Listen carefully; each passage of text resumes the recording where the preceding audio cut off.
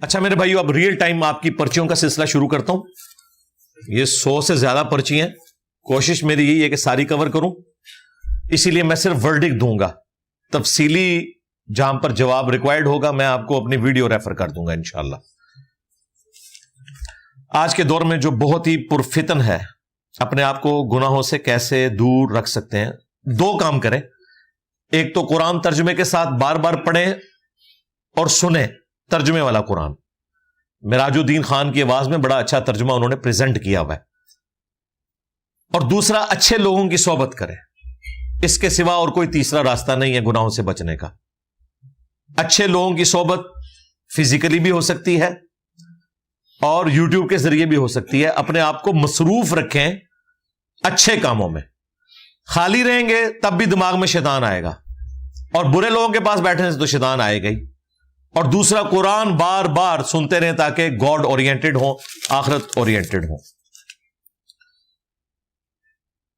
اگر ہمارے ساتھ کے لوگ حسن اخلاق کو بے وقوفی سمجھ کر ہمارے ساتھ غلط برتاؤ کریں تو پھر بھی حسن اخلاق کرنا ہوگا. جی کریں گے، سر تو نہیں پھاڑنا نا ان کا، اس میں سے کچھ بھی نہیں نکلنا. آپ کیا کرنا چاہتے ہیں؟ اگر وہ بدتمیزی کر رہے ہیں یا غیر اخلاقی رویہ اڈاپٹ کیے ہوئے ہیں تو آپ اس کے جواب میں وہی کچھ کریں گے. اس کی تو اسلام میں اجازت نہیں ہے. آپ نے وہی کچھ کرنا ہے جس کی اسلام میں اجازت ہے. تو زیادہ زیادہ یہ کہ اپنا راستہ بدل لیں. وَإِذَا خَاطَبَهُمُ الْجَاهِلُونَ قَالُوا سَلَامًا. تخت بلقیس کا واقعہ قرآن میں آیا ہے. تخت لے کر آنے والا آصف بن برخیہ بھی ولی تھے. جی آصف بن برخیہ کا نام آیا ہے سنن نسائی الکبریٰ کے اندر، اور یہ تفصیل نہیں آئی کہ وہ ولی تھے یا کوئی فرشتہ تھا یا کوئی اور پیغمبر تھا ان کے زمانے میں. یہ تینوں باتیں ہو سکتی ہیں، واللہ عالم. باقی اس سے کسی بزرگ بابے کی کرامت ثابت نہیں ہوتی، یہ صرف انہی کی ثابت ہوتی ہے جو قرآن میں مینشن ہوئی ہے. اس کو بنیاد بنا کے اگر کسی نے اپنے بابے کی کوئی کرامت ثابت کرنی ہے تو کر کے بتاؤ نا. انجینئر صاحب سے کیوں ڈر گئے بابے؟ وائٹ ہاؤس کو مارگلا ہلز کے اوپر لا کے رکھو، پورے پاکستان کو بریلوی کر لو، بلکہ امریکہ بھی سارا بریلوی ہو جائے گا. لو سامو. ہاں، باقی تخت بلقیس پہ میری تفصیلی ویڈیو ریکارڈ ہے. کیا ایک میل ٹیچر فیمیل لڑکیوں کو پڑھا سکتا ہے؟ بہت مشکل سوال ہے جی. انٹریکشن میں تو ظاہر ہے سیکس ڈسپلن ہے، آخری درجے میں اوائڈ ہی کیا جائے. ہم تو اس چیز کو سپورٹ نہیں کریں گے. پہلے سے اپنی قبر کی جگہ کو مخصوص کر لینا درست ہے. اگر تو آپ مالک ہیں اس جگہ کے تو ضرور کریں، لیکن اگر قبرستان میں آپ نے قبضہ کیا ہوا ہے جو کہ پبلک پراپرٹی ہے تو بھائی قبرستان کے اندر قبضہ اس کا ہوگا جو پہلے مرے گا. اگر آپ کو اس زمین میں پہنچنا ہے تو پہلے مرنے کی کوشش کریں، کیونکہ وہ پبلک پراپرٹی ہے. یہاں تو لوگوں نے پورے جنگلے لگا کے قبضے کیے ہوتے ہیں، وہ آپ نہیں کر سکتے. ہاں، اگر آپ کا ذاتی قبرستان ہے، ذاتی زمین وقف کی ہوئی ہے، تو بے شک آپ وہاں پہ پوری 1 کنال جگہ اپنی قبر کے لیے رکھ لیں، کوئی مسئلہ نہیں ہے. مزار نہ بنائیں، قبر کے لیے جگہ رکھ سکتے ہیں. میں ایک یتیم بچہ ہوں، میرے تایابو مجھ سے بہت زیادہ کام کرواتے ہیں اور مجھے خرچہ بھی نہیں دیتے. اس صورت میں میں جھوٹ بول کر پیسے لے لیتا ہوں، کیا میں صحیح کرتا ہوں؟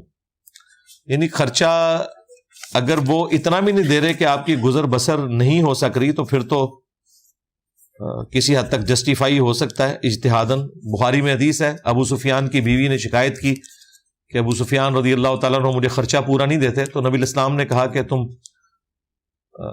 اس کی اجازت سے بغیر بھی اس کے مال میں سے اتنا لے لو کہ تمہارا خرچہ پورا ہو جائے، کیونکہ اس کے ذمہ ہے نا. تو انہوں نے اجازت مانگی تھی کہ بغیر اجازت کے میں لے لوں، تو آپ نے اجازت دے دی تھی. تو لیکن اس کے اوپر پھر چیک کہاں لگے گا؟ ہو سکتا ہے آپ اپنے للے تللے ایسے کر رہے ہیں کہ تائے کو ہی کنگال کرنا چاہتے ہیں آپ، تو وہ پھر میری ذمہ داری نہیں ہے بھائی، یہ آپ کا اور اللہ کا معاملہ ہے. مونچھیں رکھنی چاہیے کہ نہیں؟ اگر رکھنی چاہیے تو تاؤ دینا چاہیے یا نہیں؟ مونچھیں نبی الاسلام نے تو اتنی ہی رکھی ہیں جتنی میری آپ کو نظر آ رہی ہیں کہ پیچھے کی کھال کی سفیدی نظر آئے. یہ بخاری میں موجود ہے.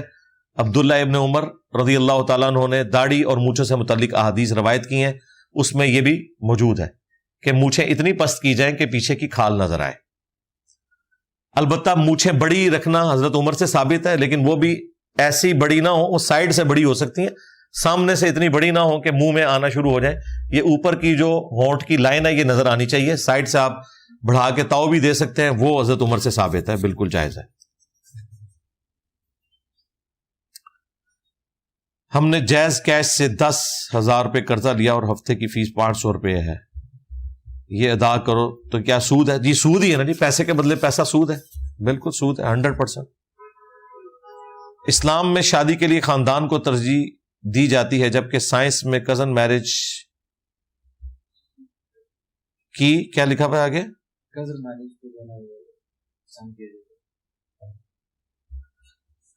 دیکھیں کزن میرج کا نقصان بھی ہو سکتا ہے, ضروری نہیں کہ ہو, لیکن اس میں چانسز موجود ہیں. باقی حرام تو نہیں ہے, جو آپ کو بہتر لگتا ہے جی کریں آپ. اگر آپ سمجھتے ہیں کہ زیادہ شادیاں نسل در نسل ہوئی ہیں اور بچے معذور پیدا ہو رہے ہیں تو پھر خاندان سے باہری شادی کرنی چاہیے. باقی یہ حلال و حرام کا مسئلہ نہیں ہے, یہ آپ نے خود اپنے معاملات کو دیکھنا ہے. میری بہت سی نمازیں چھوٹ گئی ہیں, اب ان کو کیسے ادا کروں؟ قضائے عمری کا طریقہ میری ویڈیو دیکھ لیں, توبہ کر لیں اور آئندہ سے کوئی نماز نہ چھوٹے. اور اب اگر خدا نہ خواستہ کبھی چھوٹے تو ساتھ ساتھ ادا کریں. پرانی نمازوں پہ توبہ کر لینا کافی ہے. گناہ تو صرف ایک شیطان نے کیا تھا, تو اس کی آل اولاد کا کیا قصور تھا کہ وہ بھی اس کے ساتھ جہنم میں جائیں گے؟ وہ اپنی مرضی سے جا رہے ہیں. بالکل آپ کی بات درست ہے, ان کا کوئی قصور نہیں ہے اگر وہ اس کی اولاد ہونے کی وجہ سے جا رہے ہوں. نہیں, وہ سورہ قاف میں آیا ہے کہ قیامت والے دن وہ شیطان جو انسان کے ساتھ اٹیچ ہے وہ بھی اللہ کے حضور پیش ہوگا, اور وہ چمچہ گیری کرنے کی کوشش کرے گا اور کہے گا کہ یا اللہ یہ آ گیا تیرا مجرم جو دنیا میں نافرمانی تیری کرتا تھا. تو اللہ تعالیٰ فرمائے گا ان سب کو جہنم میں ڈال دو, کیونکہ اس نے بھی نافرمانی کی تھی, تو وہ اپنی مرضی سے نافرمانی کر رہے ہیں.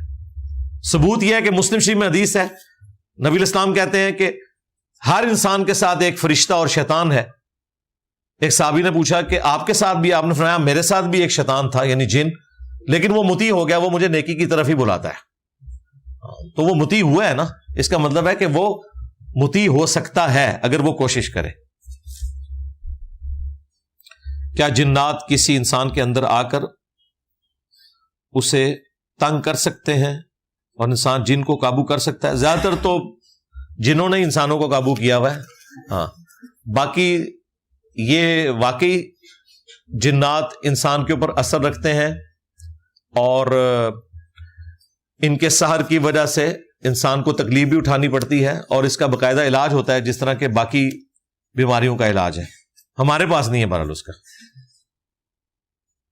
جن بہرحال بینک سے کچھ نہیں چوری کر سکتے ہیں, بے فکر رہیں. اگر کسی نے قابو بھی کر لی ہے نا, بینک سے نہیں کچھ نکال سکتے. کیا تہجد کے لیے ہر حال میں سونا لازمی ہے؟ نہیں جی, تہجد کا تو اس سے کوئی تعلق ہی نہیں کہ آپ سوئیں یا نہیں سوئیں. تہجد نبی الاسلام رمضان المبارک میں تینوں طریقے سے پڑھ لیا کرتے تھے, عام حالت میں بھی. جامعہ ترمذی میں موجود ہے نبی الاسلام کی تہجد کی نماز, جسے آپ قیام اللیل بھی کہتے ہیں, اسی کو تراویح بھی کہتے ہیں, اسی کو تہجد بھی کہتے ہیں, اس کو وطر بھی کہتے ہیں. یہ چاروں ایک ہی نماز کے نام ہے. تو اما عائشہ سلام اللہ علیہا نے صحیح بخاری میں ان سے جب پوچھا گیا نبی الاسلام کی رات کی نماز کا, تو فرمایا کہ رمضان ہو یا غیر رمضان نبی الاسلام 11 رکعت سے زیادہ نہیں پڑھتے تھے. یہ آپ کی عمومی سنت تھی. 13 بھی ثابت ہے صحیح بخاری میں, اور ابو داؤد میں موجود ہے نبی الاسلام نے قیام اللیل رات کو عشاء کی نماز کے ساتھ بھی کروایا ہے, آدھی رات میں بھی کروایا ہے, آخری پہر میں بھی کروایا. نیند کا کہیں پہ بھی ذکر نہیں ہے. یہ قیام اللیل ہے, رات کے وقت آپ کسی بھی وقت کر لیں.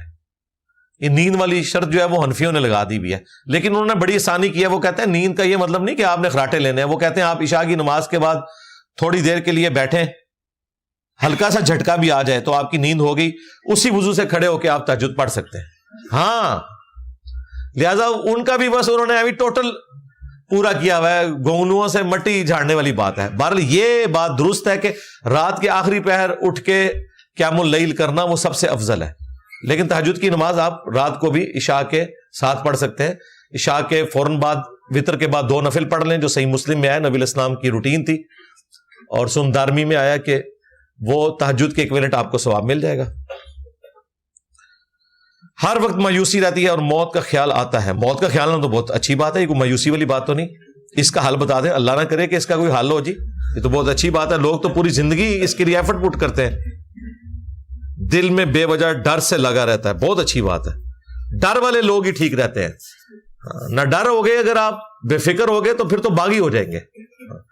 تو یہ خالی ڈر کا ڈرامہ نہ کریں, اس کے بعد ایکٹیویٹی بھی کوئی پرفارم کریں کہ ایسے کام کریں کہ آخرت کے عذاب سے بچ جائیں. اس ڈر کو آپ ڈائریکشن دے دیں.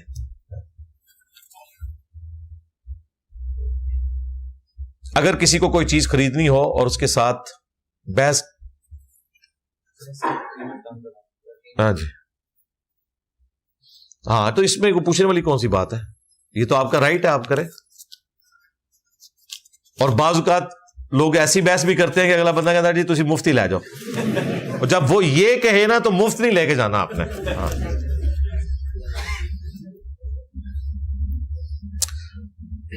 ملک میں بڑھتا ہوا بابوں کا رجحان اور لوگوں کا ان کی طرف مائل ہونا, کتنے رہتے ہو جی, کیڑے ملک کی گال کر رہے ہو؟ پاکستان میں تو گھٹتا ہوا رجحان ہے, بڑھتا ہوا تو کوئی نہیں ہے. باقی آج کی ویڈیو کافی ہے بابے مارنے کے لیے.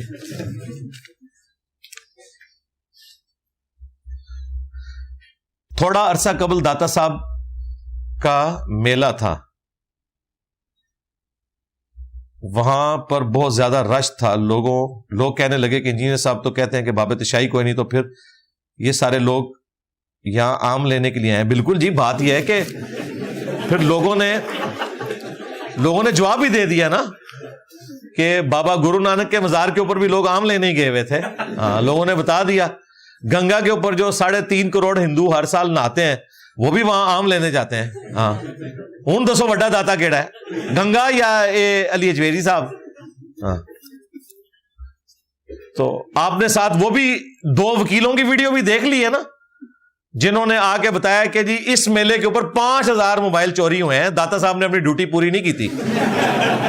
5000 موبائل چوری ہوئے ہیں, لوگوں کی جیبیں کٹ گئی ہیں. اور وہ وکیل جو کہ بریلوی نظر آ رہے تھے, وہ بڑے درد سے بتا رہے تھے کہ یہاں جب آپ آئیں تو اپنی جیب کا بھی خیال رکھیں. اور بریکٹ میں میری والی بات کہ داتا صاحب نے کوئی خیال نہیں رکھنا. ہاں, وہ بابے مار دیتے میں کہ جن کے مزاروں پہ لوگ اگر کوئی چیز چوری کر کے لے کے جاتے تھے تو وہ اندھے ہو جاتے تھے, ان کو نہیں جاننے ہوتے. اب جوتی کے ٹوکن پہ بھی آپ کو 120 روپے دینے پڑتے ہیں, تب جا کے جوتی کی حفاظت ہوتی ہے, موبائل کی حفاظت نہیں ہو رہی ہے.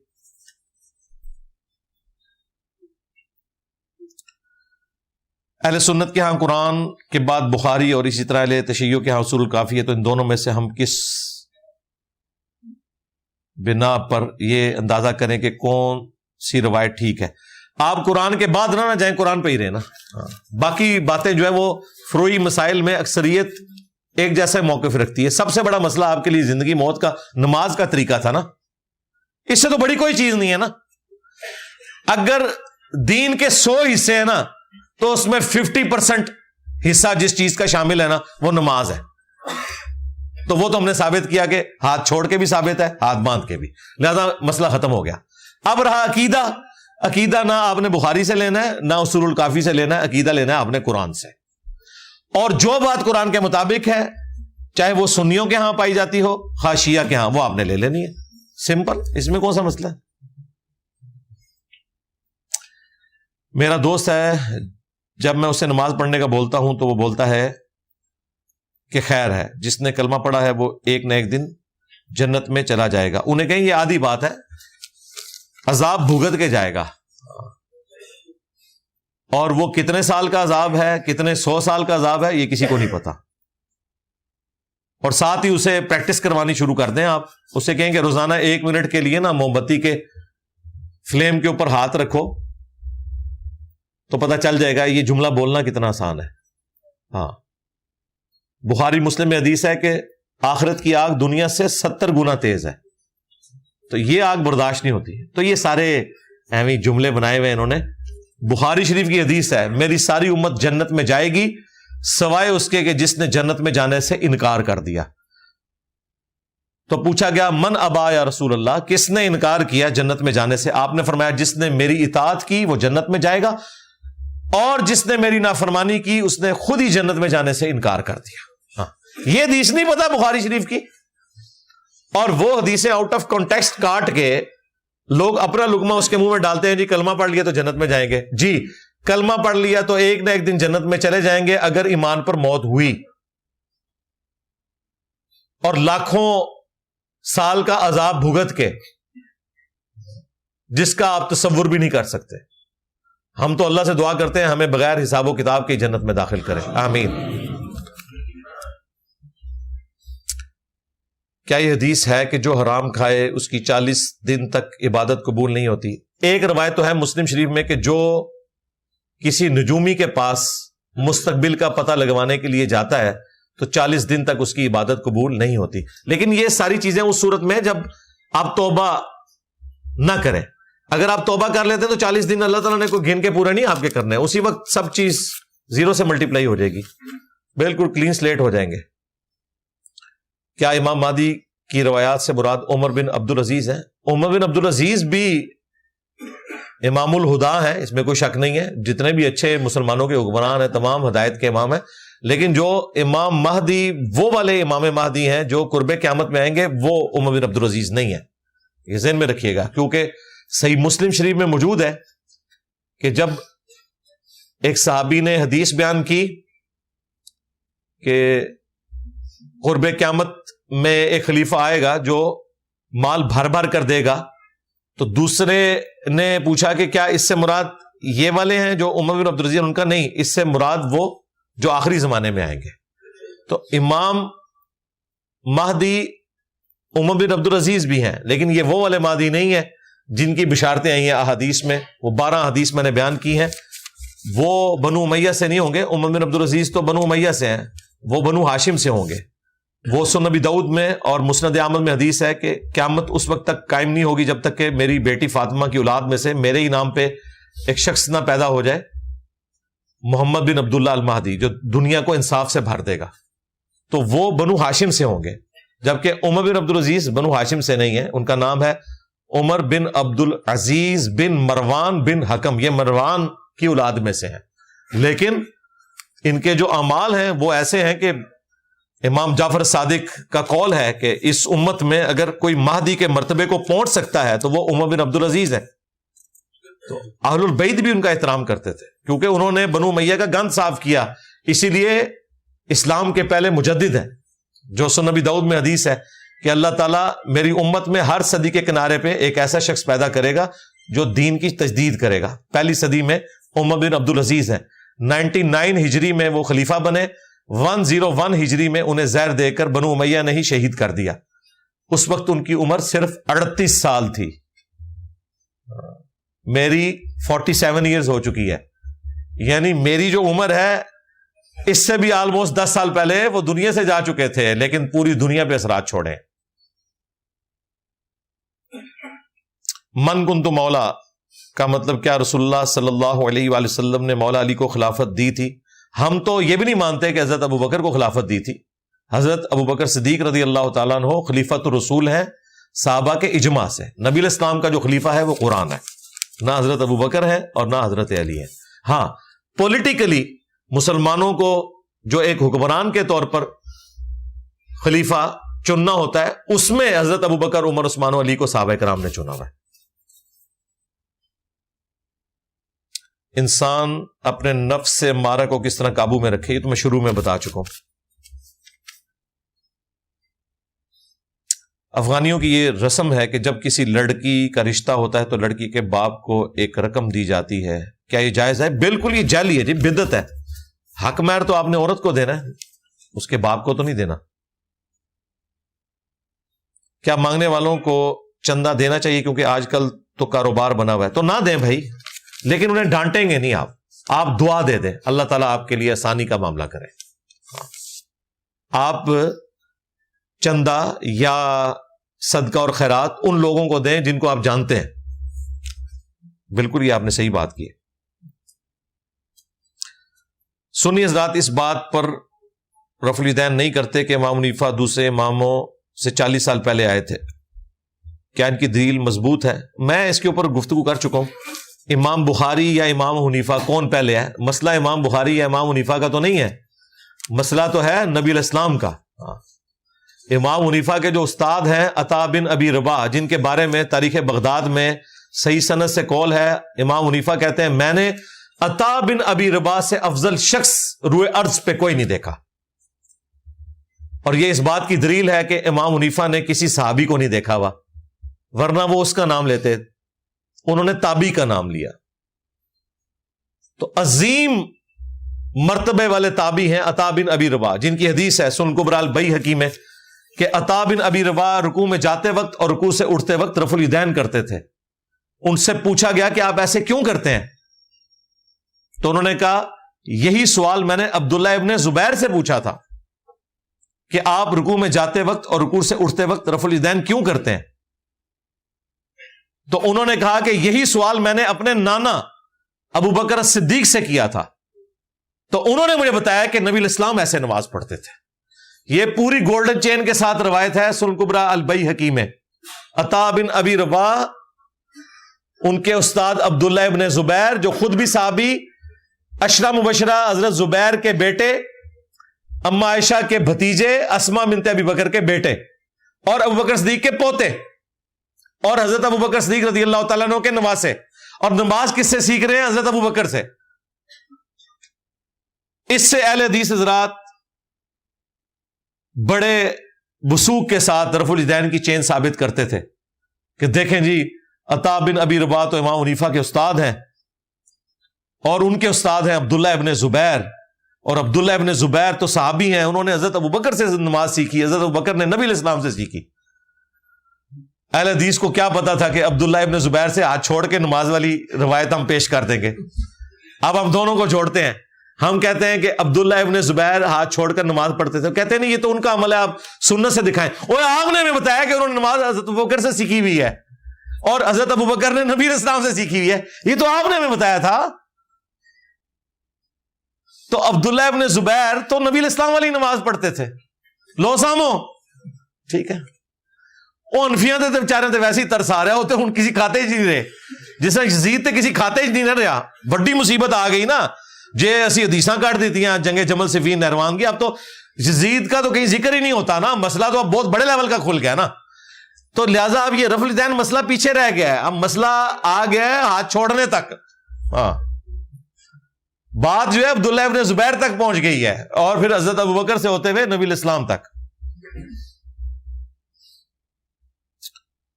ایک حدیث میں آیا کہ یاجوج ماجوج اونچے پہاڑوں جیسی جگہ سے نیچے اتریں گے. حدیث میں نہیں ہے، قرآن میں لکھا ہوا ہے. ہو سکتا ہے کہ حضرت ذوالقرنین نے وہ کسی پہاڑ کے غاروں میں بنائی ہو، واللہ عالم جی ہمیں نہیں پتا. یہ سائل ندیم صاحب سے رابطہ کریں.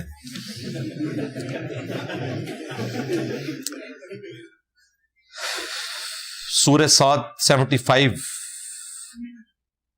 میں العالین کا لفظ استعمال ہوا ہے، یہ جو شیطان کے لیے، ہاں تکبر کرنے والوں میں. اس میں کیا سوال ہے؟ یہ عالین کون ہے؟ جو تکبر کرنے والے.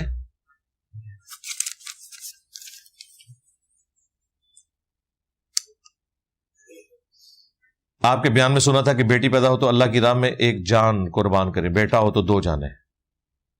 اگر کوئی بندہ یہ نہ کر سکے تو رہنمائی کر دیں. اگر استطاعت نہیں ہے تو یہ صرف ایک پورشن ہے نا. صدقہ بھی میں نے بیان کیا تھا کہ 7ویں دن آپ نے 3 کام کرنے ہیں. نمبر 1 اس کا نام اناؤنس کرنا ہے. نمبر 2 اس کے سر کے بال منڈوانے آپ نے. اور نمبر 3 اس کا عقیقہ کرنا ہے. اور سر کے بال منڈوانے والی روایتوں میں ساتھ آیا کہ کچھ صدقہ اور خیرات کرنا ہے. اگر آپ عقیقہ نہیں کر سکتے تو صدقہ اور خیرات کر لیں، اور جب اللہ تعالیٰ توفیق دے تب کر لیں. میں ایک مکینک ہوں. ورکشاپ میں جب کسٹمر گاڑی کا کام کروانے آئے تو میں اس کی گاڑی میں جو اسپیئر پارٹس ڈالتے ہیں، جب ہم وہ مارکیٹ سے خرید کر لاتے ہیں تو اس سے اصل قیمت سے زیادہ روپے لیتے ہیں. اگر تو آپ اس کو یہ بتا رہے ہیں کہ یہ اتنا مہنگا آیا، پھر تو آپ جھوٹ بول رہے ہیں. اور اگر آپ اس سے لم سم طے کر لیں کہ بھائی آپ کا اس مسئلے کو حل کرنے کا خرچہ اتنا آئے گا، پھر تو درست ہے. لیکن آپ اگر ان کو کوئی ایسی لسٹ بنا کے دے رہے ہیں جس میں آپ جھوٹ لکھیں وہ غلط ہے. باقی آپ کا رائٹ ہے. اگر ٹیوب مارکیٹ سے سپوز 1100 کی آتی ہے موٹر بائک کی اور آپ نے اس کے اوپر 50 روپے رکھنے ہیں اور ایک بندہ کہتا ہے جی میرے موٹر بائک کی ٹیوب چینج کر دو, تو آپ کہیں جی میں 1200 روپے لوں گا اس کے. وہ اب آپ کی مرضی ہے کہ 1100 ٹیوب کا ہے اور 50 روپے آپ نے وہ پروفٹ رکھ لیا ہے اور 50 روپے آپ کی وہ مزدوری ہے جو ٹائر کھولنے کی ہے. لیکن اگر آپ اس کو بل بنا کے دیں اور اس میں آپ لکھیں کہ جی ٹیوب 1150 کی اور 50 روپے میری مزدوری, تو یہ جھوٹ ہو جائے گا. تو اس چکر میں پڑھنے کی ضرورت ہی نہیں ہے. آپ لم سم رقم بتایا کریں تاکہ اس فتنے سے بچ جائیں.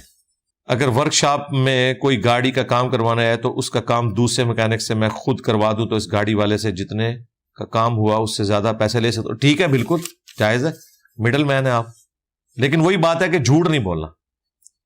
اگر باپ اس وجہ سے کہ ایک بیٹے کے ساتھ اچھا سلوک نہ کرے کہ یہ سخت مزاج ہے اور جداد میں ناانصافی کرے, ایک کو کم حصہ دے باقیوں کو زیادہ, تو کیا اس کی پکڑ نہیں ہوگی؟ بالکل ہوگی جی. بخاری مسلم میں حدیث ہے, ایک صحابی نے اپنے بیٹے کو ایک غلام گفٹ کے طور پر دیا. نبی الاسلام کو کہا کہ یا رسول اللہ یہ بڑا میرا تابع فرمان بچہ ہے, میں نے اسے ایک غلام گفٹ کیا, آپ گواہ ہو جائیں اس پہ. آپ نے فرمایا باقی بچوں کو بھی دیا ہے کہ غلام؟ اس نے کہا نہیں. تو فرمایا تم کیا یہ چاہتے ہو کہ ساری اولاد تمہارے ساتھ اچھا سلوک کرے؟ کہا یا رسول اللہ ایسے ہی ہے. تو فرمایا پھر سب کو دو یا اس سے بھی واپس لے لو اور اس گناہ پر مجھے گواہ نہ کرو. نبی الاسلام نے تو اسے حرام فرمایا. لیکن یہ ساری باتیں ان کے لیے جو قرآن و حدیث کے ماننے والے ہیں. جن ابوں نے نماز ہی نہیں پڑھنی ان کو آپ یہ حدیثیں سنائیں گے کہ جی آپ برابر کا حصہ تقسیم کریں. اتنے جوگے ہوندے تو اپنی قبر سیدھی کر لیندے, آخرت کی فکر کر لیتے. بل کوشش کریں, ہم تو آپ کو صرف شرعی مسئلہ بتا سکتے ہیں. اگر ایک عورت کا شوہر اس کے حقوق ادا نہ کر رہا ہو تو کیا اس کے اصول کے مطابق, جیسے مرد کیا لکھا ہوا ہے چھوڑ جاتے ہیں, تو کیا عورت کا ساتھ رہنا چھوڑ جاتے ہیں؟ کیا مطلب دوسرے ملک چلے جاتے ہیں؟ ہاں تو پھر اس میں مجھ سے کیا پوچھ رہے ہیں؟ اچھا ہاں ٹھیک ہے, لیکن اس کے لیے سٹیپ وائز ہے. قرآن میں ہے کہ پہلے ایک بڑا آپ انوالو کریں گے اپنی طرف سے اور ایک مرد کی فیملی کی طرف سے, اور وہ آپس میں کنسنسس کر کے کسی رزلٹ پہ پہنچیں گے. اور اگر آپ کسی کنسنسس پہ نہیں پہنچ سک رہے تو قرآن نے اجازت دی ہے کہ آپ بھی خلا والا معاملہ کر سکتے ہیں. جب سفر میں ہو تو باجماعت ظہر کے 4 فرض پڑھیں گے یا اپنی سفر والی نماز پڑھیں؟ بھائی جماعت ہو رہی ہے تو جماعت کا ثواب لیں نا, الگ سے کیوں پڑھتے ہیں اپنے 2 فرض؟ اور اگر آپ خود جماعت کرا رہے ہیں تو آپ 2 فرض پڑھ لیں. مقامی جو امام ہے اس کے پیچھے آپ نے 4 فرض ہی پڑھنے ہوں گے. حدیث میں 1 لاکھ سے زیادہ پیغمبروں کا بتایا گیا, لیکن ان میں سے ہم صرف چند کے نام جانتے ہیں, تو کیا رام کرشن بھی اللہ کے پیغمبر ہیں؟ واللہ عالم. بدھا کے بارے میں بعض لوگوں نے کہا کہ حضرت ذوالکفل تھے, لیکن یہ سارے اندازے ہیں. قرآن میں صرف 25 انبیاء کے نام آئے, اور مسند احمد میں حدیث ہے کہ 1,24,000 پیغمبر آئے. واللہ عالم. جتنے دنیا میں لوگ کلیم کرتے ہیں اپنے بڑوں کے بارے میں کہ وہ پیغمبر تھے, صرف ان پیغمبروں کے بارے میں ہم وثوق سے کہہ سکتے ہیں جو قرآن و سنت میں رپورٹ ہوئے, باقیوں کے بارے میں نہیں. کیا روحیں گھر آتی ہیں جمعہ کو جب قبرستان جاتے ہیں وہاں جو بولتے ہیں مردہ سنتا ہے؟ جی روحیں کوئی نہیں آتی ہیں. دوسرا, مردے کو سلام پہنچتا ہے, سننے والی بات کوئی نہیں ہے, پہنچتا ہے اور وہ جواب بھی دیتا ہے. نہ ہمارا ڈائریکٹ وہ سن رہا ہوتا ہے نہ ہم اس کا سن رہے ہوتے ہیں. میں نے تو آج تک کبھی نہیں جواب سنا. آپ نے اگر سنا ہے تو مجھے بتا دیں, ریکارڈنگ کر کے ویڈیو بھیج دینا, چلا دیں گا. اگر آپ نہیں سن رہے ہیں نا, جس طرح وہ جواب دے رہا ہے اور آپ نہیں سن رہے, اس طریقے سے آپ کا بھی سلام اس تک جا رہا ہے اور وہ نہیں سن رہا, اس تک پہنچایا جا رہا ہے, اور اس کے جواب کا جو ثواب والا معاملہ ہے وہ اس کے نام اعمال میں جائے گا, اور جو ہم سلام بھیج رہے ہیں اس کا ثواب ہمیں ملے گا. دعا آپ کر سکتے ہیں اس کے لیے. نماز پڑھنے والے سے آگے سے گزر سکتے ہیں؟ جی گزر سکتے ہیں اگر ستھرا ہو. نمازی کے آگے سے گزرنا تفصیلی ویڈیو دیکھ لیں, وہ بخاری مسلم میں 1 ہاتھ یعنی 1.5 فٹ اونچی کوئی چیز سامنے ہونی چاہیے, 1 انگلی جتنی موٹی ہو, تو پھر آپ سامنے سے گزر سکتے ہیں. اور اگر نہیں ہے تو آپ انتظار کریں گے. وہ بخاری میں موجود ہے 40 تک انتظار کریں. راوی کہتا ہے میں بھول گیا ہوں کہ 40 دن تھے, 40 ہفتے تھے یا 40 سال تھے. 40 دن بھی ہو تو بہت زیادہ ہے. بہرحال ابن ماجہ میں موجود ہے کہ وہ 40 سال کا ذکر نبی علیہ السلام نے کیا تھا, اور 40 سیکنڈ بعد انہیں سلام پھیر دینا ہے. کیڑی صلاۃ و تسبیح نیتی ہے, چپ کر کے تھوڑی دیر انتظار کر لو. میں رفع الیدین سے نماز ادا کرتا ہوں تو مجھے امام مسجد منع کرتے ہیں. وہ بولتے ہیں کہ رفع الیدین بت رکھنے کی وجہ سے شروع ہوئی. یہ پرانی باتیں ہو گئی ہیں. دوسرا یہ ہے کہ آپ امام کے سامنے کیوں رفع الیدین کر رہے ہیں؟ امام کے آگے کھڑے ہو کے نماز پڑھتے ہیں آپ. اگر پیچھے پڑھ رہے ہیں تو اسے تو نہیں پتا چلتا, اسے اس وقت پتا چلتا ہے جب آپ اس کے سامنے سنتیں ادا کرتے ہیں. سنتا کار ادا کرو. ہاں بالکل. اقامت کے وقت مسجد میں پہنچے, جماعت سے نماز پڑھیں, سلام پھیرتے ہی گھر آ جائے, انہوں پیچھے پیٹن دو.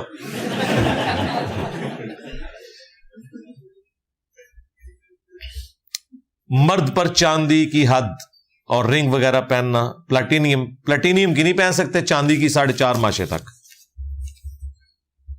لمبے بالوں کی حد کیا ہے اور کیا ان کی پونی کر سکتے ہیں؟ جی پونی کرنا بھی ثابت ہے, نبی علیہ السلام سے بھی ثابت ہے, صحابہ کرام سے بھی ثابت ہے, لیکن نماز کے وقت وہ پونی آپ نے کھول لینی ہے, اور کندھوں سے نیچے بال نہیں جا سکتے. حد کندھوں تک ہے مرد کے لیے, اور عورت کے لیے کندھوں سے نیچے. اگر لڑکی راضی ہو لیکن اس کا ولی راضی نہ ہو تو لڑکی کے قبول کرنے سے نکاح ہو جائے گا؟ نہیں ہوگا جی, بالکل.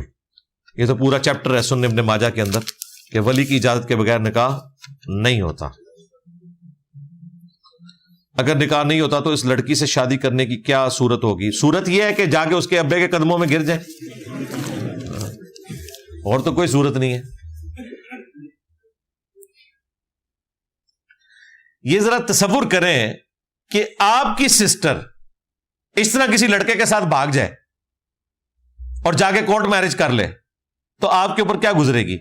اور ابھی آپ اس کیفیت کا اندازہ نہیں کر سکتے کہ آپ کی بیٹی بھاگ جائے اس طرح کسی کے ساتھ. پوری زندگی آپ اس کی تربیت کریں اور وہ کسی لڑکے کے ساتھ بھاگ جائے. اسلام نے اہمی یہ قدغن نہیں لگائی ہوئی ہے. بچے کے پیدا ہونے کے بعد اس کے کان میں اذان کیوں دی جاتی ہے؟ سنت ہے جی, حالانکہ وہ پیدا ہی مسلمان گھر میں ہوا. سنت ہے نا جی, نبی علیہ السلام نے اسے تعلیم فرمایا. یہ آپ سمجھ لیں اسلام کے جو چند ایک اسلام کی رسومات ہیں ان میں سے ایک ہی ہے. کل کو آپ نے کہنا ہے کہ مسلمان ہی فوت ہوا ہے, جنازہ کیوں پڑھ رہے ہیں؟ پکی ہے نا بھئی, یہ رسومات اللہ نے رکھی ہوئی ہیں.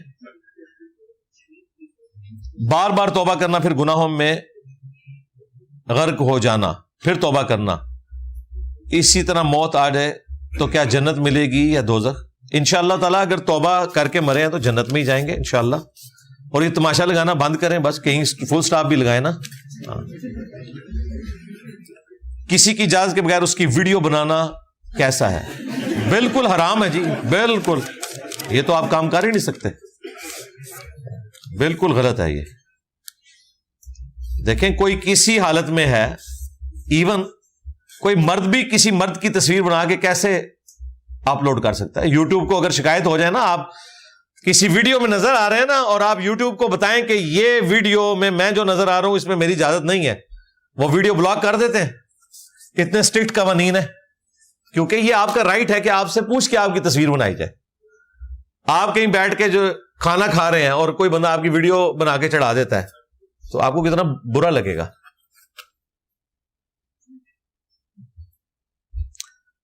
ہمارے علاقے کا امام مسجد آیات کو چھوڑ کر پڑھتا ہے. مثلا سورہ یاسین کی پہلی 2 سورتیں پڑھ کر, پہلی 2 آیات ہونا چاہیے, پہلی 2 آیات پڑھ کر پھر 6 7ویں پڑھ دیتا ہے, یعنی وہ اسی رکعت کے اندر پڑھتا ہے.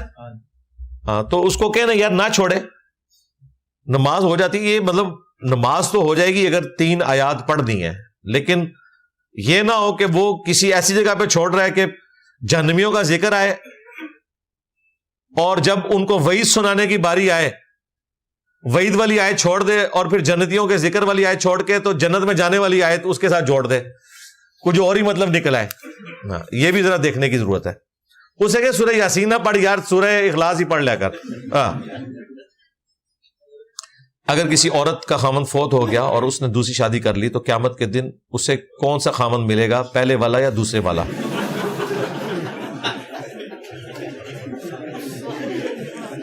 یہ جنت میں جا کے پتا چلے گا جی، پہلے والا ملتا ہے دوسرے والا ملتا ہے، یا دونوں نہیں ملتے، وہ جنت میں پہنچے ہوئے ہوں. لب دے ہی رہو، ملن ہی نہ کتنے نے. ہاں یہ اللہ کو پتا ہے جی. اگر آپ کے ماں باپ سے آپ کی نہیں بن رہی اور وہ آپ کو کچھ نہیں سمجھتے، یعنی کہ وہ کہتے ہیں کہ تسی تے شاہی کوئی نہیں، تو اس صورت میں بھی ان کی فرما برداری کرنا لازمی ہے. جی لازمی ہے، لیکن قرآن و سنت کے دائرے کے اندر اندر. مثلا اگر کسی کے ماں باپ کہتے ہیں کہ داڑھی منڈوا دو، تو پھر آپ نے ان کو کہنا ہے کہ نبی کے جیسا ہے ہی کوئی نہیں، ماں پہ ہوتے شاہ ہی کوئی نہیں. ہاں کیونکہ اب وہ نبی کے مقابلے پہ آ گئے نا. دیکھیں اگر عیسیٰ ابن مریم اللہ کے مقابلے پر لوگ کھڑا کر دیں تو اللہ تعالیٰ کہے کہ یہ من دون اللہ ہو گیا. اللہ چاہے تو اسے ہلاک کر دے، اللہ کا کوئی کیا بگاڑ لے گا. تو تھوڑے ماں پہ ہو میرے ماں پہ ہو تو شاہی کوئی نہیں. عیسیٰ ابن مریم کا اللہ تعالیٰ توحید کے حوالے سے اس طریقے سے ذکر کرتا ہے. تو اللہ رسول کے مقابلے میں جب کوئی کھڑا ہوگا تو وہ والی بات اس کی نہیں مانی جائے گی. باقی دنیا میں معروف طریقے سے چلنا ہے، خواہ ماں باپ کافر ہی کیوں نہ ہو. قرآن میں 5 مقامات پہ توحید کے بعد ماں باپ کا حق ذکر ہوا ہے، لہذا ماں باپ کے حق سے آپ کسی بھی صورت بری الزما نہیں ہو سکتے. ابھی یہ جو قرآن کلاس نمبر 191 میری ہوئی ہے، پوری 1 گھنٹے کی ویڈیو میں نے ایک آیت کے ٹکڑے پہ ریکارڈ کروائی ہے. وَبِالْوَالِدَيْنِ إِحْسَانًا، ماں باپ کے ساتھ حسن سلوک. وہ آپ ویڈیو دیکھ لیں. حجر اسود کا رنگ کالا کیوں ہے؟ وہ جامع ترمذی میں حدیث ہے، جب یہ نازل ہوا تھا تو دودھ کی طرح سفید تھا، لوگوں کے گناہوں کی نحوست کی وجہ سے یہ سیاہ ہو گیا. یعنی پتھر کے اوپر اثر ہو گیا لوگوں کا. پتھر کا اثر لوگوں پہ نہیں ہوتا. یہ لوگوں نے پتھر پہنے ہوتے ہیں نا کہ اس کے کوئی اچھے اثرات ہوتے ہیں. آپ کا اثر تو قبول کر لے گا، تسی بڑی پیڑی شے ہو، تھوڑا اثر لے لے گا. ہو 12 ربیع الاول کو جلوس پر جانا، میلاد وغیرہ کرنا، اگر کوئی ہمیں دعوت دے تو انہیں بتائیں کہ یہ میلاد منانے کا طریقہ نہیں ہے، سوموار کا روزہ رکھیں، انجینئر صاحب کی ویڈیوز دیکھیں. آپ نے ایک ویڈیو میں کہا تھا میوزک حرام نہیں ہے، وضاحت فرما دیں. وضاحت میں نے اس ویڈیو میں کی ہوئی ہے، حرام نہیں ہے. نہیں میں کیا ہوا خدا دا نا جے ضربت علیہم الذلہ والمسکنہ اے چوکلے دے وچوں.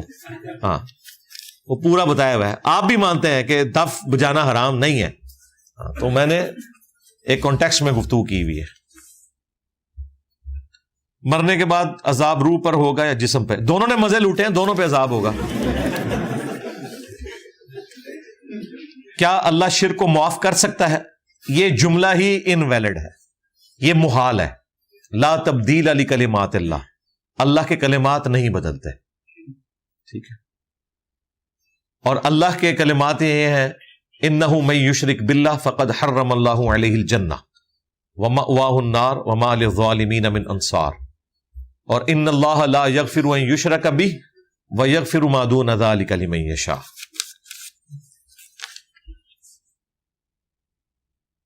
کیا قرآن اور احادیث میں تصادم ہو سکتا ہے؟ بظاہر کنٹراڈکٹری سٹیٹمنٹس آ سکتی ہیں، وہ قرآن کے اندر بھی آئی ہوئی ہیں. میں نے کئی ایک مثالیں بیان کی ہیں، وہ آپ دقت نظر سے دیکھیں تو آپ کو بات سمجھ آ جائے گی. مثلا قرآن میں ہے انک لا تہدی من احببت ولکن اللہ یہدی من یشاء. اے نبی جس سے تم محبت کرتے ہو تم اسے ہدایت نہیں دے سکتے، اللہ جسے چاہتا ہے ہدایت دیتا ہے. یہ سورہ قصص میں آیا.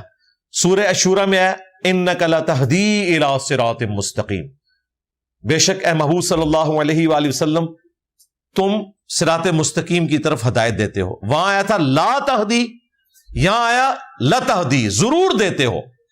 اب یہ دونوں 180 ڈگری سٹیٹمنٹس ہیں، لیکن دونوں اپنی جگہ پہ درست ہیں. نبی علیہ السلام صرف ہدایت کی طرف رہنمائی کر سکتے ہیں، گھول کے ہدایت نہیں پلا سکتے. تو جس ہدایت کی نفی ہوئی تھی وہ یہ تھی کہ آپ نے ہدایت کی دعوت دی، اگلا بندہ قبول کرنے کے لیے تیار نہیں، وہ ابو لہب بنا ہوا ہے، تو آپ اسے ہدایت نہیں دے سکتے. ادھر آپ نے ہدایت کی دعوت دی، اگلا بندہ ابو بکر نکلا اور اس نے ہدایت قبول کر لی، تو آپ نے اسے رائے ہدایت کی طرف رہنمائی کرتی.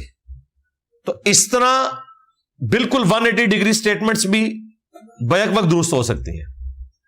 اسی طریقے سے ایکسیپشنز بھی ہو سکتی ہیں کہ جنرل حکم آئے, قرآن میں جگہ جگہ آیا اللہ مردوں کو زندہ کرے گا, لیکن یہ بھی ہے کہ حضرت عیسیٰ بھی کرتے تھے, تو کیا ہم عیسیٰ ابن مریم کو خدا مان لیں؟ نہیں. وہ ساتھ آیا بِإِذْنِ اللہ, وہ معجزے کے طور پر تھا, ان کے ذریعے سے ہوا, کیا اللہ ہی نے. یہ ساری جو ہم توجیہات بیان کرتے ہیں کیوں کرتے ہیں؟ اسی لیے کرتے ہیں نا.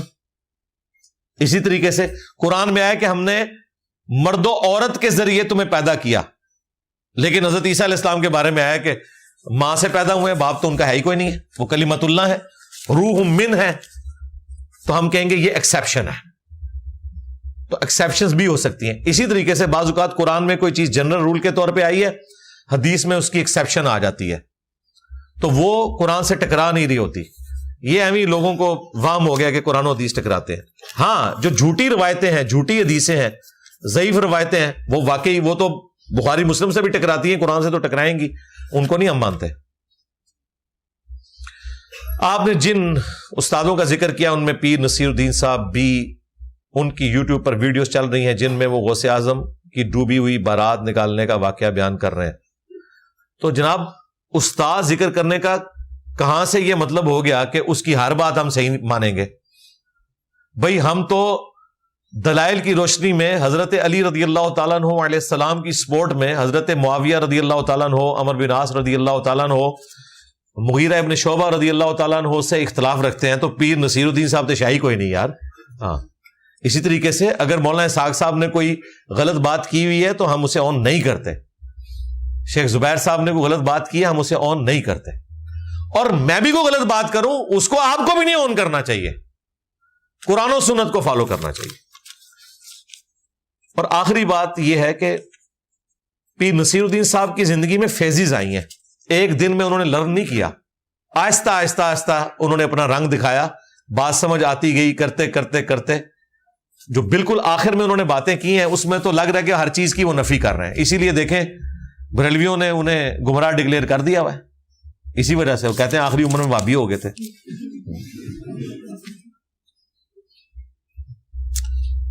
جنت الفردوس میں کون کون جائیں گے؟ انبیاء کرام جائیں گے علیہم السلام, یا پھر وہ لوگ جو انبیاء کی لیگیسی کو آگے لے کے چلتے ہیں, اسی دعوت حق کو آگے پہنچاتے ہیں, شہادت علی الناس کرتے ہیں, انہیں بھی انبیاء کا پڑوس انشاءاللہ جنت میں نصیب ہوگا انشاءاللہ تعالی. میں نے قرآن کریم حفظ کر لیا ہے, اب میں احادیث کا مطالعہ کرنا چاہتا ہوں. حدیث کی بہترین کتاب جی مشکات المصابیح ہے, پڑھیں, سب کچھ کور ہو جائے گا اس میں. اور دوسرا, حفظ کر کے چھوڑ نہیں دینا, اب روزانہ کم از کم ایک پارا اب روین کریں, آدھا پونا گھنٹہ روزانہ نکالیں. یہ نہ ہو کہ کچھ عرصے بعد قرآن بھول جائیں اور پھر یہاں پہ پرچی آ رہی ہوتی ہے کہ جی یاد کیا تھا تو بھول گئے, آپ کیا کریں. اور سال میں ایک دفعہ مصلی سنائیں, اگر سنانے کی جگہ نہیں ملتی تو سن لیں. اگر فجر نہیں پڑی تو کیا باقی 4 نمازیں گنی جائیں گی؟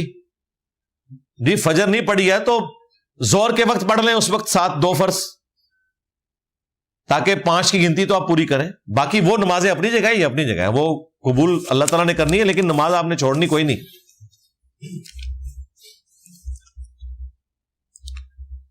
کیا بے نمازی کو کلمہ کے احترام کی وجہ سے نبی الاسلام کی شفاعت نصیب ہوگی؟ واللہ عالم جی, بڑا مشکل سوال کیا ہے. اگر تو بالکل نماز نہیں پڑھتا وہ تو کافر ہے, سستی کرتا ہے تو پھر آپ کہہ سکتے ہیں گناہ کبیرہ کا مرتکب ہے. تو وہ تو ابن ماجہ اور ترمذی میں حدیث ہے کہ میری شفاعت میری امت کے گناہ کبیرہ کرنے والے لوگوں کے لیے بھی ہے. لیکن اگر بات کفر تک پہنچ گئی تو پھر تو ظاہر ہے کوئی نہیں. پھر قرآن کی وہ آیت وَأَقِيمُوا الصَّلَاةَ وَلَا تَكُونُوا مِنَ الْمُشْرِكِينَ, نماز قائم کرنا, مشرک نہ ہو جانا. تو مشرک کے لیے تو شفاعت کوئی نہیں ہے, سیدھی سی بات ہے. بخاری مسلم میں حدیث ہے, ہر نبی کو اللہ تعالیٰ نے ایک دعا دی تھی, دنیا میں اس نے کر لی, میں نے اپنی دعا سنبھال کے رکھی ہے. قیامت والے دن میرے ہر امتی کو میری دعا سے نفع پہنچے گا سوائے اس شخص کے کہ جس نے کسی قسم کا شرک کیا. خیر اس حدیث میں تو اس بڑے شرک جلی کا ذکر ہے, لیکن نماز کو بھی چھوڑنا اور سرے سے نہ پڑھنا تو وہ بھی کسی نہ کسی درجے میں شرک کی کیٹیگری میں جاتا ہے. کفر تو ہے ہی ہے. صحیح مسلم میں حدیث ہے بندے کے کفر اور ایمان کے درمیان فرق کی نماز ہے. ایک شخص سے بار بار دکھ ملے کتنی بار صلح کر سکتے ہیں؟ ہر دفعہ صلح کریں جی. اور اگر آپ کو خدشہ ہے کہ آپ کو اس سے کوئی تکلیف پہنچے گی تو صلح کر کے تو خاموش ہو جائیں نا، لڑیے نہ ڈالیں آگے. لوگ کہتے ہیں رشتہ داروں سے تکلیف پہنچ رہی ہے تو ہم قطع تعلقی کر لیں. بھائی آپ قطع تعلقی نہ کریں، خوشی غمی میں جائیں، آگے پیچھے نہ لڑیے ڈالیں. پتہ نہیں لوگوں کے پاس اتنا فالتو ٹائم ہوتا ہے. مغرب کی نماز میں اگر ایک رکعت رہ جائے تو امام کی تیسری رکعت اور ہماری دوسری رکعت میں ہم رفع الیدین کریں گے. جب آپ امام کے پیچھے ہوں گے نا تو جو امام کر رہے ہیں وہ آپ نے کرنا ہے. جب سلام پھیرنے کے بعد آپ اپنی نماز پڑھیں گے نا اس وقت آپ آزاد ہیں. جب آپ امام کے پیچھے ہیں تو آپ وہی کام کریں گے. اس کے لیے پھکی یہ ہے کہ پہلی رکعت میں ہم کبھی بھی نہیں بیٹھتے، نہ فجر میں، نہ ظہر میں، نہ عصر میں، نہ مغرب میں، نہ عشاء میں. کم از کم دوسری رکعت میں بیٹھتے ہیں نا. لیکن اگر کوئی شخص امام کے پیچھے دوسری رکعت میں آگے شامل ہوا ہے، امام کی تو دوسری تھی، آپ کی کون سی تھی، لیکن آپ بیٹھ جاتے ہیں. کیوں بیٹھتے ہیں؟ ہاں، تو جب آپ ٹرین میں چڑھ گئے نا تو آپ ٹرین کے مطابق چلیں. اب جب وہ امام تیسری کے لیے کھڑا ہوگا نا، اگرچہ وہ آپ کی دوسری ہے لیکن آپ امام کے ساتھ رفع الیدین کریں. یہی بات زیادہ مضبوط ہے. یہ اجتہادی مسئلہ ہے. امام کے پیچھے ہماری پہلی رکعت اگر رہ جائے تو ہم بعد میں پہلی رکعت پڑھیں گے یا چوتھی. جو بعد میں آپ پڑھ رہے ہیں وہ بیسیکلی آپ چوتھی رکعت پڑھ رہے ہیں، لیکن اس کے اندر جو کچھ پڑھا جا رہا ہے اس میں آپ پہلی رکعت کی طرح پڑھ سکتے ہیں. ثنا نہ پڑھے، ثنا تو نماز شروع کرنے کے لیے دعائے استفتاح ہے. سورہ فاتحہ اور سورت میں لا لیں. اگر ہم جمعہ میں عربی خطبہ میں پہنچے تو 2 رکعت نفل پڑھیں گے یا خاموشی سے خطبہ سنیں گے؟ بخاری مسلم ہے کہ 2 رکعت نفل پڑھیں گے مختصر، اس کے بعد بیٹھیں گے. قرآن میں بنی اسرائیل کو فضیلت کے لوگ کہاں ہیں؟ بنو اسماعیل کا تو ذکر نہیں. بنو اسماعیل کے اوپر تو قرآن نازل ہوا ہے بھائی. نبی علیہ السلام کو اللہ تعالیٰ نے بنو اسماعیل میں پیدا کیا ہے، اور قرآن سینٹرڈ اراؤنڈ ابراہیم علیہ السلام ہے. بنو اسرائیل کا ذکر ابراہیمی نسبت کی وجہ سے ہے. اللہ تعالیٰ نے بنو اسرائیل، بنو اسماعیل دونوں کو اس حوالے سے ڈسکس کیا ہے کہ حضرت ابراہیم کی اولاد ہے. اور یہ وہ یونیورسل ٹروتھ ہے جسے بنی اسرائیل بھی انکاری نہیں ہے. ابراہیم اکارڈ جو ابھی ہوا تھا، جو عربیوں اور یہودیوں کے درمیان ہوا، امریکہ نے کروایا، اس کا نام ہی رکھا گیا ہے ابراہیمی معاہدہ. کیوں؟ جوس کہتے ہیں یہ عرب ہمارے کزنز ہیں، کیونکہ یہ حضرت اسماعیل کی اولاد میں سے ہے. وہ تورات میں ذکر موجود ہے حضرت اسماعیل علیہ السلام کا. تو بنو اسماعیل کے اوپر تو قرآن نازل ہوا ہے، تو ان کی فضیلت بھی اپنی جگہ ہے. ما کان محمد ابا احد من رجالکم ولکن رسول اللہ وخاتم النبیین، یہ بنو اسماعیل کی فضیلت ہے نا. وما ارسلناک الا رحمۃ للعالمین، یہ بنو اسماعیل کی فضیلت ہے نا. انا ارسلناک شاہدا ومبشرا ونذیرا وداعیا الی اللہ باذنہ وسراجا منیرا، یہ کس کی فضیلت ہے؟ بنو اسماعیل کی. من یطع الرسول فقد اطاع اللہ، جس نے رسول کا حکم مانا اس نے اللہ کا حکم مانا. یہ کس کی فضیلت ہے؟ بنو اسماعیل کی. لقد کان لکم فی رسول اللہ اسوۃ حسنہ وما ارسلناک الا کافۃ للناس بشیرا ونذیرا، ہم نے آپ کو پوری انسانیت کے لیے پیغمبر بنا کے بھیجا ہے. بنو اسرائیل کا تو کوئی ایک پیغمبر بھی پوری انسانیت کے لیے نہیں آیا. تو یہ بنو اسماعیل کی فضیلت ہے. ہم مکہ مکرمہ اور مدینہ شریف گئے، وہاں پر کوئی دربار نہیں ہے، وہاں پر صحابہ کرام کا بھی کوئی مزار نہیں ہے. پہلے تھے جناب، چنگے ویلے گئے ہو تسی، شکر ہے کہ آج تو 150-200 سال پہلے نہیں گئے، ورنہ وہاں آپ نے دیکھ کے آنے تھے اور یہاں بنا لینے تھے. یہ آپ مبارک دور میں پیدا ہوئے ہیں کہ وہ بدعت ختم ہو چکی ہوئی ہے. سعودی حکومت نے 1926 میں سارے مزار گرا دیے تھے، پہلے تھے، اور ان کی تصویریں بھی گوگل پہ رکھی ہوئی ہیں، میں نے اپنی ویڈیوز میں لگائی ہوئی ہیں. تو مزار وہاں بنے تھے، 650 سال بعد بننے شروع ہیں. ہاں، اسلام کے پہلے 650 سال میں یہ مزارات کا سلسلہ نہیں تھا. سب سے پہلے نبی علیہ السلام کی قبر مبارک پہ لا کے گنبد رکھا اور اس کے بعد یہ مزارات کا سلسلہ شروع کیا. حالانکہ 650 سال تک مسلمانوں نے یہ گستاخی نہیں کی، بعد والوں نے کی. پھر اللہ تعالیٰ نے اب دوبارہ سے رینیسانس شروع کر دیا، سمجھ لیں، یہ نشت ثانیہ. اور اللہ کا شکر ہے کہ آہستہ آہستہ یہ سلسلہ ختم ہو رہا ہے. باقی تو یہ کاروبار کے اڈے ہیں. اس وقت پاکستان میں 30,000 سے زیادہ مزار ہیں جو ریکارڈ میں ہیں. جو چھوٹے موٹے ہیں وہ تو شاید لاکھوں میں پہنچ چکے ہوں. تو یہ کمائی کے اڈے بنے ہوئے ہیں. مزارات کے اوپر، گنبد خضرا کے اوپر، قبروں کے حوالے سے میری تفصیلی ویڈیوز ریکارڈ ہیں، وہ آپ دیکھ سکتے ہیں. کالے جادو کی کیا حقیقت ہے؟ کیا کالا جادو ہو سکتا؟ جی جادو تو ثابت ہے نا جی. نبی اسلام کے اوپر بھی جادو ہوا، اس کا علاج بھی موجود ہے، آخری 3 صورتیں. باقی اگر کسی کے ساتھ واقعی یہ جینون ایشو ہے تو جو عاملین ہیں، جو موحدین ہیں، ان سے آپ علاج کروائیں. ہم نے سنا ہے کہ دنیا کی بقا کے لیے دنیا میں ایک ولی کا ہونا ضروری ہے. جی جی، ایک ولی تو ہے ایسا جس نے سارے اگلے پچھلے پونڈ کے رکھ دیتے نے. ہسدے کیوں گے یار؟ ولیاں دے نام تے ہس دیو. میرے نبی سا ہے ہی کوئی نہیں، تیرے بابے تھے شاہ ہی کوئی نہیں. دنیا کا بقا کیا اللہ کے بندے؟ دنیا تو اللہ کی ہے. دنیا کے بقا کے لیے ولی کا ہونا ضروری نہیں ہے. ایک مسلمان جو اللہ کا نام لیوا ہے اس کا ہونا بھی کافی ہے. مسلم شریف میں حدیث ہے، جب تک دنیا میں ایک بھی ایسا شخص موجود ہے جو اللہ کا نام لیوا ہے، اللہ تعالیٰ قیامت قائم نہیں کرے گا. ٹھیک ہے، ولی شلی نہیں، ایک مسلمان بھی. ولی تو بہت بڑی چیز ہے، وہ تو آپ سوچ بھی نہیں سکتے اس کا تو مرتبہ کیا ہے. لیکن اگر آپ ان نانگے پیروں کو، ان مجذوبوں کو، کلندروں کو، کلندریوں کو ولی مانے، یہ ولی شلی کوئی نہیں.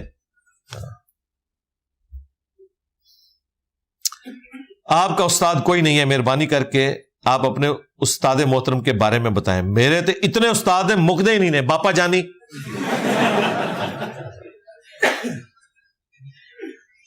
کروڑوں لوگوں کے پیشوائے باپا جانی میرے استاد ہیں. ان کا کوئی استاد نہیں ہے آگے سے. انہوں نے جا کے لڑو جو بھی لڑنا ہے. انہوں نے کہا کہ جی میں نے کسی مدرسے کا منہ بھی نہیں کبھی دیکھا. ہاں، اسکول سے بھی وہ نہیں پڑھ سکے. ان کے پاس بیٹرک تو چھوڑ دیں، پرائمری کی بھی ڈگری نہیں ہے، لیکن امیر اہل سنت ہے. تو میرے استاد امیر اہل سنت ہے جن سے میں نے علم حاصل کیا. آپ لوگوں نے بتایا تھا نا کہ مولا علی نے فرمایا جس نے مجھے ایک لفظ بھی سکھایا وہ میرا استاد ہے. تو باپا جانی سے تو میں نے یہ پگڑی باندھنی تو سیکھ لی ہے نا. ان کے ساتھ میں نے بیٹھ کے کھانا بھی کھایا ہوا ہے 1999 میں، جب میری اس وقت عمر بمشکل سمجھ لیں 21-22 سال تھی. ان کے گھر بھی میں گیا تھا. تو وہ میرے استاد ہیں. پیر نصیر الدین صاحب میرے استاد ہیں، ڈاکٹر اسرار صاحب میرے استاد ہیں، اور اسی طریقے سے مولانا اسحاق صاحب، شیخ زبیر علی زئی صاحب، جن جن سے علم حاصل کیا ہے. امام بخاری، امام مسلم بھی میرے استاد ہیں، میں نے ان سے بھی علم حاصل کیا ہے کتابوں کے ذریعے. اعلیٰ حضرت میرے استاد ہیں، کنز الایمان میں نے پڑھا ہوا ہے. باقی اگر آپ کے آمنے سامنے بیٹھ کے تو یہ تو مسئلے اب پرانے ہو گئے. آپ دیکھیں کل تک وہ لوگ جو ہمارا مذاق اڑاتے تھے کہ انجینئر صاحب ڈاکٹر اسرار صاحب کو اپنا استاد کہتے ہیں اور ڈاکٹر صاحب سے یہ کوئی نہیں پڑھے ہوئے، آج اب ڈاکٹر ذاکر نائک اپنا استاد کہہ رہا ہے ڈاکٹر اسرار کو، تو ڈاکٹر ذاکر نائک ڈاکٹر اسرار صاحب سے پڑھا ہوا ہے. ایک ملاقات ثابت ہے. میری تو کم از کم 2 ملاقاتیں ہیں، ان میں سے بھی ایک بہت لمبی ہے، اور میں نے تو بہت چیزیں اسے ڈسکس بھی کی ہیں. تو استاد کا مطلب یہ نہیں ہوتا کہ سامنے بیٹھ رہے ہیں، اس کی تعلیمات سے استفادہ آپ نے کرنا ہے، یہ ہوتا ہے استاد. تو وہ تو استاد ہے میرے مقدے ہی نہیں جے. ڈاکٹر تعلق قادری صاحب بھی میرے استاد نے. کیا حج کرنے کے لیے پہلے زندگی میں عمرہ کرنا ضروری؟ کوئی ضروری نہیں، اور نہ یہ ضروری ہے کہ آپ کے ماں باپ نے حج کیا ہو. کئی لوگوں کے پاس پیسے اکٹھے ہوتے ہیں، کہتے ہیں پہلے ماں کو حج کراؤں گا. بھائی ماں کے اوپر حج فرض نہیں ہے. آپ کے پاس پیسے آئے ہیں، آپ کے اوپر حج فرض ہے، آپ حج کریں گے. ماں کو آپ بعد میں کروائیں. کیا استاد اپنی شاگرد سے شادی کر سکتا ہے؟ یعنی کہ چاچی بنا سکتا ہے آپ لوگوں کی اس کو؟ تو زیادہ تر چاچیاں ایسے ہی بنی ہوتی ہیں. میرا خیال ہے غامدی صاحب نے جو اس کا جواب دیا ہے وہ بالکل درست ہے کہ شرعی مسئلہ نہیں، لیکن اخلاقاً اگر یہ حرکتیں ہوں گی نا تو پھر استاد شاگرد کا رشتہ بدنامی ہو جائے گا. حنفی علماء آج کل بخاری کی حدیث 828 پیش کرتے ہیں رفع الیدین نہ کرنے کے ثبوت پر. یہ تو میں نے اس لائیو سیشن میں طبیعت صاف کر دی ہے ان کی، یہ پہلے بھی کی ہوئی ہے. میری جو ویڈیو ہے نا، ہاتھ چھوڑ کر نماز پڑھنا، اس میں نے یہ 8 to 8 کو ڈسکس کیا ہوا ہے بخاری کی. یہ آدھی روایت بخاری میں آئی ہے, اور اس کے اینڈ پہ تورک کا ذکر ہے. وہ کوئی نہیں کرتے حنفی, کہتے ہیں جی ابو حمید سعدی کے حدیث ہے, اس میں صرف پہلے رفع الیدین کا ذکر ہے. اور بھائی اس میں تو سورہ فاتحہ کا بھی ذکر نہیں, اس میں تو سبحان ربی العظیم کا بھی ذکر نہیں, عدم ذکر ہے. اور یہ روایت ہمیشہ حنفی یوز کرتے تھے. اسی لیے امام بخاری کے شاگرد ہیں امام ابن خزیمہ, جنہوں نے صحیح ابن خزیمہ لکھی, اور ان کے شاگرد ہیں امام ابن حبان, جنہوں نے صحیح ابن حبان لکھی. امام ابن حبان نے بخاری کی یہ جو 8 to 8 ہے نا, یہ چیپٹر کی ہیڈنگ میں ذکر کیا ہے کہ جو لوگ اس کے ذریعے رفع الیدین کے ساتھ دشمنی کرتے ہیں نا, ان کے لیے میں پوری حدیث نقل کر رہا ہوں ابو حمید سعدی کی, جو ترمذی میں بھی موجود ہے اور ابن ماجہ میں بھی. 10 صحابہ والی حدیث, اس میں رکوع میں جاتے وقت اور رکوع سے اٹھتے وقت بھی رفع الیدین موجود ہے. بخاری میں صرف کچھ حصہ ہے, اور امام بخاری نے اس میں چیپٹر کی ہیڈنگ کیا باندھی ہے, تشہد میں بیٹھنے کا بیان. وہ رفع الیدین کے لیے تو لے کے نہیں آئے ہیں, وہ تو لے کے آئے ہیں تورک کا طریقہ بتانے کے لیے. دایاں پاؤں کھڑا کر کے بایاں اس کے نیچے سے گزار کے لیفٹ سرین پہ بیٹھنا. جو اس کی ہیڈنگ ہے, جو اس میں سے رزلٹ نکل رہا ہے وہ نہیں نکالتے, اس میں سے ترک رفع الیدین نکال رہے ہیں. یہ وہی کام ہے جو منہاج السوی میں ڈاکٹر طیب القادری صاحب نے کیا ہے, کہ ایک صحابی نے تیزی سے نماز پڑھی, بخاری مسلم میں آتا ہے, نبی علیہ السلام کو سلام کیا, آپ نے فرمایا کہ نماز دوبارہ پڑھو, تم نے نماز نہیں پڑھی. دوسری بار بھی ایسا ہوا, تیسری بار پھر اس نے کہا یا رسول اللہ طریقہ سکھائیں, تو آپ نے فرمایا تسلی سے قیام کرو, تکبیر کہہ کے جو قرآن مقدر ہے وہ پڑھو, پھر تسلی سے رکوع میں جاؤ, تسلی سے قوما کرو. وہ تیزی سے نماز پڑھ رہا تھا. تو ڈاکٹر طیب القادری صاحب اس سے ثابت کر رہے ہیں کہ رفع الیدین اس میں کوئی نہیں ذکر, اس میں تو سورہ فاتحہ کا بھی ذکر موجود کوئی نہیں, سبحان ربی العظیم بھی موجود کوئی نہیں, پہلا رفع الیدین بھی کوئی نہیں. لو سامو, وہ بھی فارغ ہو گیا. اور یہ جو مکاری کرتے ہیں نا جی, رفع الیدین بتائیں جی, یہ وہ کراچی کا مفتی بھی اگلے دن کہہ رہا تھا کہ جی ان سے پوچھا کریں کہ رفع الیدین سنت ہے یا فرض ہے, اور چھاٹو مامو پارٹی, تو 10 پہلا رفع الیدین سنت ہے یا فرض ہے, کہیں گے سنت ہے. تکبیر کہنا فرض ہے, رفع الیدین سنت ہے, اللہ اکبر کہنا فرض ہے. اور ان کا پہلا بھی چھاڑنا, تو پہلا چھاڑ دے, ایسی بعد والے چھاڑ دیں گے. دشمنی ساری بعد والوں کے ساتھ, اور پھر مذاق اڑاتے ہو جی رفع الیدین تو سنت ہی ہے, تسی چھاڑ دو نا پہلا, وطر والا چھوڑ دو نا, اور عید کی جو زائد تکبیرات کے رفع الیدین ہے وہ بھی چھوڑ دو نا. ادھر نہیں یاد آتا کہ بت رکھ کے آتے تھے, گھوڑوں کی دمیں, سب فراڈ مچایا ہوا ہے, جھوٹ بولتے ہیں.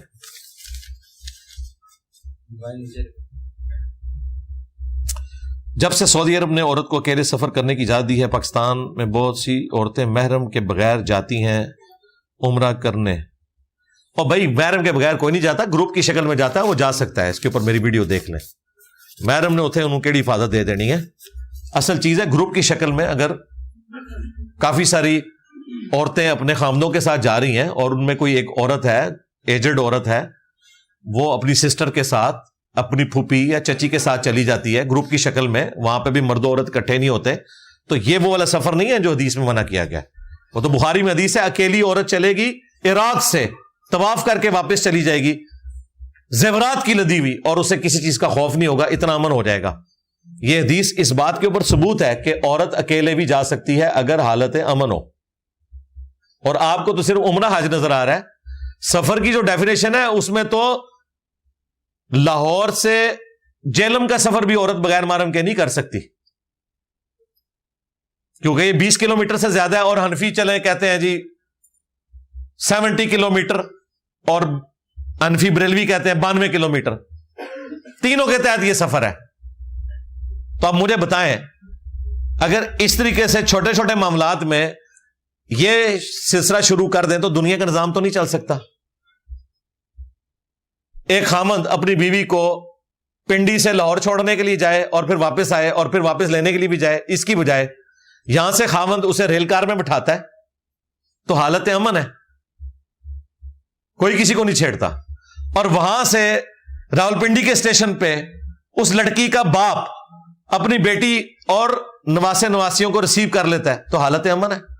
ٹرین میں بیٹھ کے انہوں نے کیا کر لینا ہے. تو اس معاملے کو ذرا فقاہت کی نظر سے دیکھنا ضروری ہے.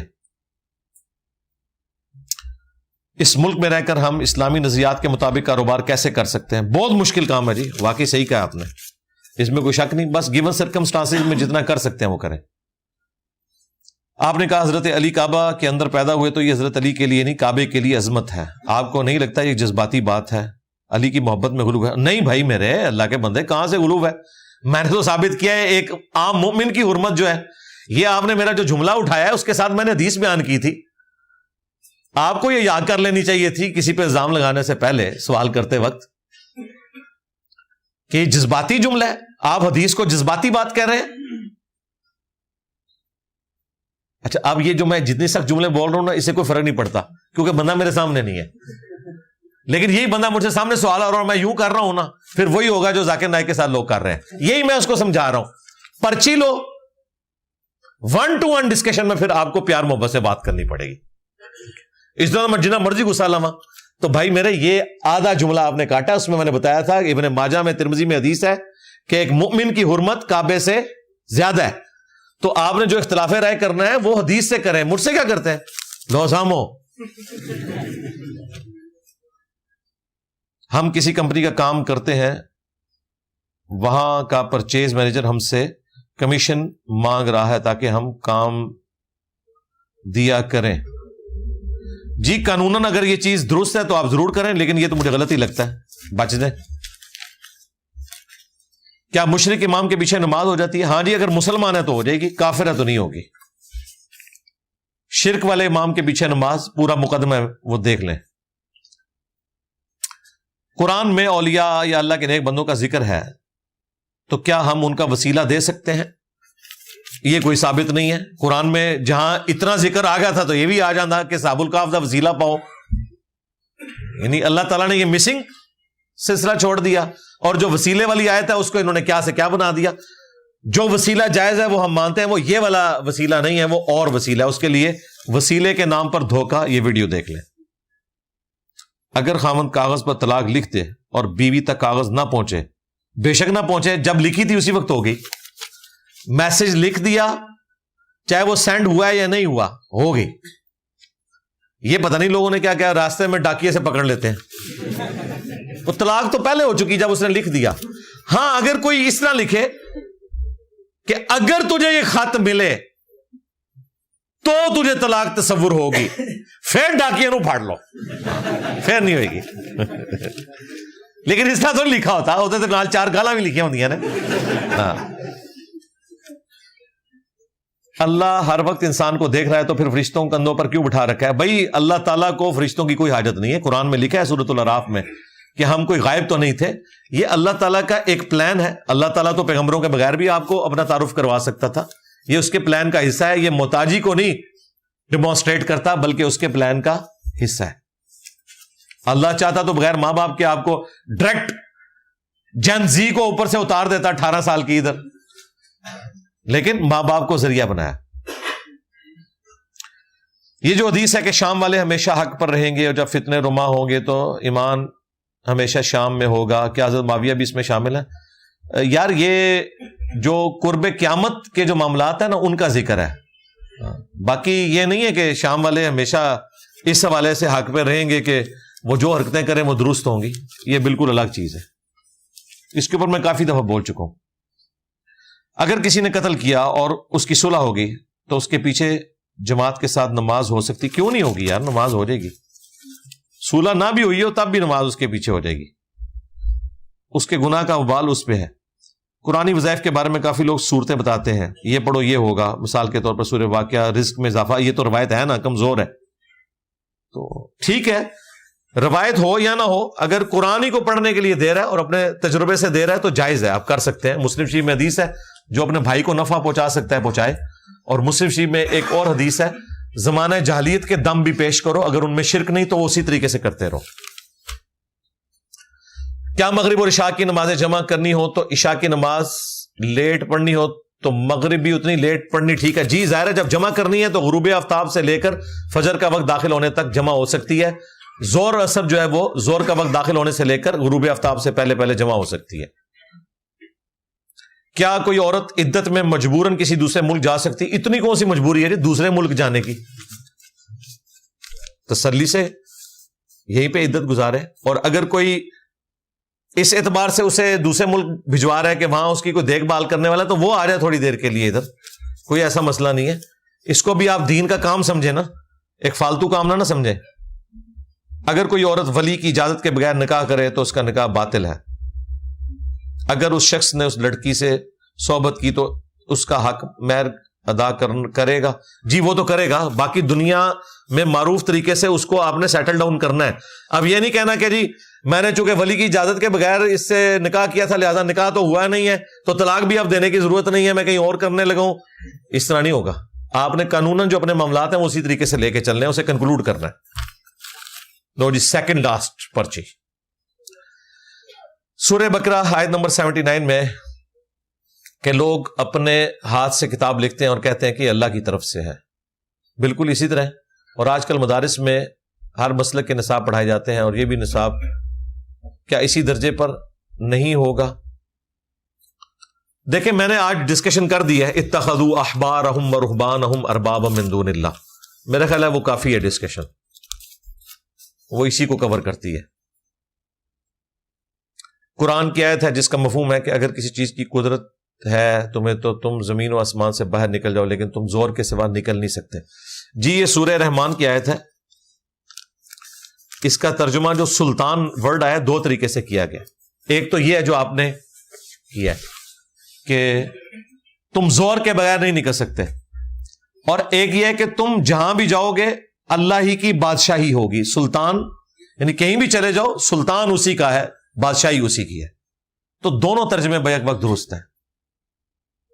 بغیر زور کے تم زمین و آسمان کے کناروں سے نکل نہیں سکتے، یعنی بغیر راکٹس کے. اور اگر زمین و آسمان کے کناروں سے آپ نکلتے ہو تو وہاں بھی نکل جاؤ، وہاں پہ بھی اللہ ہی کی بادشاہی ہے، سلطان اللہ ہی کا ہے. کہیں پر بھی چلے جاؤ اللہ ہی کی حکومت ہے. دونوں معنی درست ہیں. نہیں جی آپ کا پورا تھدا الحمدللہ میں نے ہمت کر کے کمپلیٹ کر دی ہے. کافی سارے لوگوں نے دعاؤں کے لیے کہا ہے، سسٹرز نے دعاؤں کے لیے کہا ہے. اینڈ پہ ہم دعا بھی کر لیتے ہیں. اللہم انی اسألک بانک انت اللہ لا الہ الا انت الاحد الصمد الذی لم یلد ولم یولد ولم یکن لہ کفوا احد وإلہکم الہ واحد لا الہ الا هو الرحمن الرحیم الف لام میم اللہ لا الہ الا هو الحی القیوم اللہم صلی علی محمد وعلی آل محمد ربنا آتنا فی الدنیا حسنہ وفی الآخرة حسنة وقنا عذاب النار رب ارحمہما کما ربیانی صغیرا ربنا هب لنا من ازواجنا وذریاتنا قرة اعین وجعلنا للمتقین اماما اللہم اغفر لحینا ومیتنا وشاہدنا وغائبنا وصغیرنا وکبیرنا وذکرنا وانثانا اللہم من احییتہ منا فاحیہ علی الاسلام ومن توفیتہ منا فتوفہ علی الایمان. اے اللہ جن جن بھلائیوں کا سوال تیرے محبوب صلی اللہ علیہ وآلہ وسلم نے تجھ سے کیا، ہمارے حق میں، ہمارے ماں باپ کے حق میں، ہمارے بیوی بچوں کے حق میں، ہمارے رشتہ داروں کے حق میں، پوری امت کے حق میں قبول و منظور فرما. جن جن چیزوں کے شر سے تیرے محبوب علیہ السلام نے تیری پناہ طلب کی، تمام مسلمانوں کو ان چیزوں کے شر سے اپنی پناہ عطا فرما. خصوص بالخصوص فلسطین کے مسلمان، کشمیر کے مسلمان، انڈیا کے مسلمان، چائنا کے، افغانستان کے، شام کے، یمن کے، عراق کے، پاکستان میں بھی جہاں کہیں کس پرسی کی زندگی گزار رہے ہیں، غیب سے ان کی عزت آبرو جان و مال کی حفاظت فرما. تمام مسلمانوں کی تمام دینی، دنیاوی، جسمانی، روحانی، ظاہری، باطنی پریشانیاں، تکلیف، مصیبتیں، دکھ، بیماریاں، دشواریاں دور فرما، اور تمام نیک دلی جائز دعاؤں کو قبول منظور فرما. ہمارے ملک پاکستان کی خیر فرما، پورے عالم اسلام کی خیر فرما، اندرونی اور بیرونی خطرات سے محفوظ فرما. سبحان ربک رب العزت عما یصفون وسلام علی المرسلین والحمد للہ رب العالمین وصلی اللہ علی النبی الکریم وعلی آلہ واصحابہ اجمعین الی یوم الدین. آمین.